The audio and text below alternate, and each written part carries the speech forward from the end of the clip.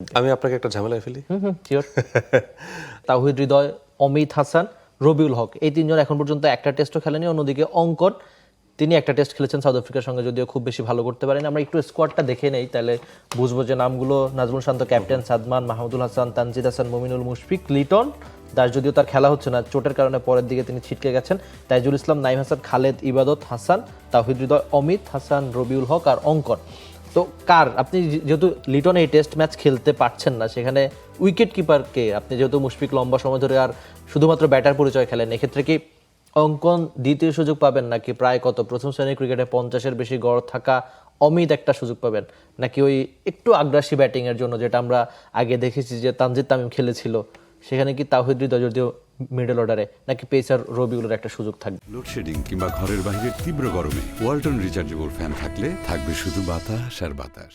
আমি আপনাকে একটা ঝামেলায় ফেলি। Sure.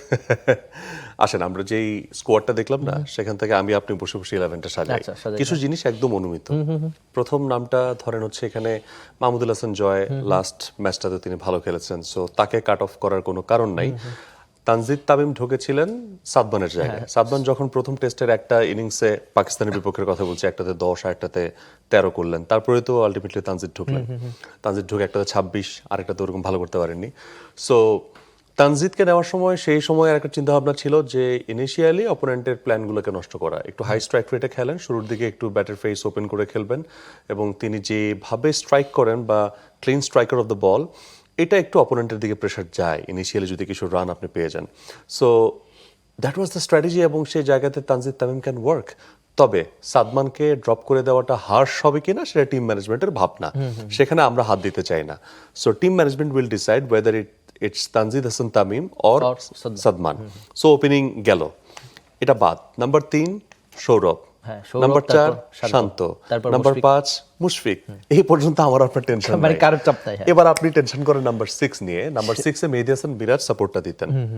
That was an allrounder. আপনি যদি না, একজন উইকেট কিপার লাগবে এর আগে আপনার। না, ঠিক আছে, আমি সেই প্রশ্ন আপনার কাছে আসবো।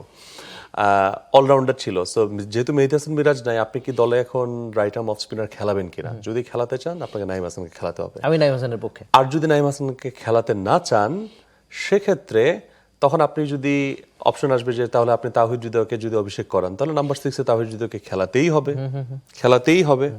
নাম্বার 7 এ তখন চলে যাচ্ছেন কে? নাম্বার 7 এ যাচ্ছেন তাইজুল নাকি? হ্যাঁ, তাইজুল। তারপরে 8, 9, 10, 11, না 9, 10, 11 হচ্ছে তিনজন পেসার। 9, 10, 11 তিনজন পেসার। 8 নম্বর আমরা হচ্ছে একজন উইকেট কিপার মিস করেছি। না 8 নম্বর হচ্ছে 8 নম্বর তাইজুল, 6, 7। সো 7 যদি আপনি নাইম হাসানকে খেলান, 6 যদি আপনি তাওহিদ হৃদয়কে খেলান, তাহলে এখানে প্রশ্ন হচ্ছে উইকেট কিপারটা তাহলে কে? আমি এখানে অমিতের অভিষেকের পক্ষে, যেহেতু আপনি অঙ্কনকে একটা সুযোগ দিয়েছেন। তাওহিদ হৃদয়কে আপনি অভিষেক করতে যাচ্ছেন? হ্যাঁ, তাওহিদ হৃদয়কে অভিষেক না করিয়ে আপাতত আপনার, যেহেতু একজন উইকেট কিপার ব্যাটার খেলাতেই হবে, আর দলের অন্য বাকিরা হয় অঙ্কন, নাইলে আপনাকে অমিতকে নিতে হবে। তো আমি সেক্ষেত্রে, যেহেতু অমিত প্রথম শ্রেণীর ক্রিকেটে বা সবশেষ বিসিএল এর একটা ইনিংস হয়, 162 রানের একটা ইনিংস ছিল তার প্রথম শ্রেণীর ক্রিকেটের, রেকর্ড বেশ ভালো, তো একটা সুযোগ তিনি পেতেই পারেন। যেহেতু অঙ্কন আগে একটা সুযোগ পেয়েছেন, লিটন চোটে পড়ায় তিনি স্কোয়াডে ফিরেছেন। আমি অমিতের পক্ষে। এখন 3 পেসারকে, সেটা কি হাসান যেহেতু খুব ভালো করেছেন, হাসান মাহমুদ, খালেদ ইবাদত। হাসান মাহমুদ, খালেদ ইবাদত, মানে রবিউলের কোনো সুযোগ নাই? আমি দেখি না এই টেস্টে। আমারও তাই। বিশেষ করে হাসান মাহমুদ তো আপনি খেলাতে চাইবেন, আর ইবাদতও লম্বা সময় পর ফিরেছিলেন, মাঝখানে একটু চোটের সমস্যা ছিল, এরপর ফিরে ওই হারানোর রিদমটা ফিরে পেতে আপনি নিশ্চয়ই তাকে খেলাতে চাইবেন, আর খালেদ তো খুব ভালো করছেনই। সো তাওহিদ হৃদয়কে যদি খেলাতে চান, মুশফিকুর রহিমকে গ্লাভস পরতে হবে। এই আলোচনাটাতে আমরা আসতে যাচ্ছিলাম। আচ্ছা, না, আমার মনে হয় মুশফিক খেলতে চাইবেন।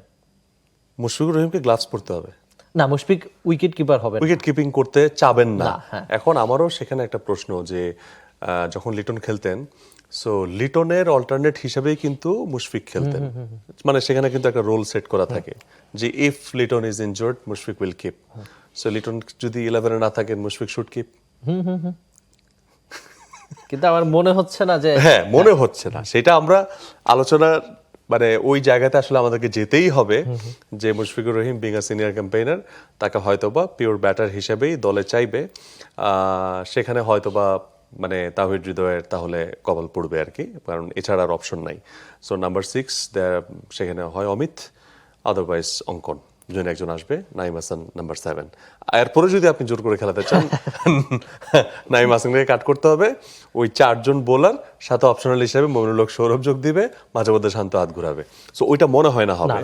সো তাহিদ হৃদয়ের অভিষেক কতটুকু মানে সম্ভাবনা আছে এই জায়গাটাতে একটা প্রশ্ন আপনাদের কাছেও থাকলো, আপনারাও এই জায়গাটা নিয়ে নিশ্চয়ই আপনাদের ভাবনা জানাবেন। না, আমি একটু নাইম হাসানকে নিয়ে ছোট্ট করে একটু অ্যাড করতে চাই।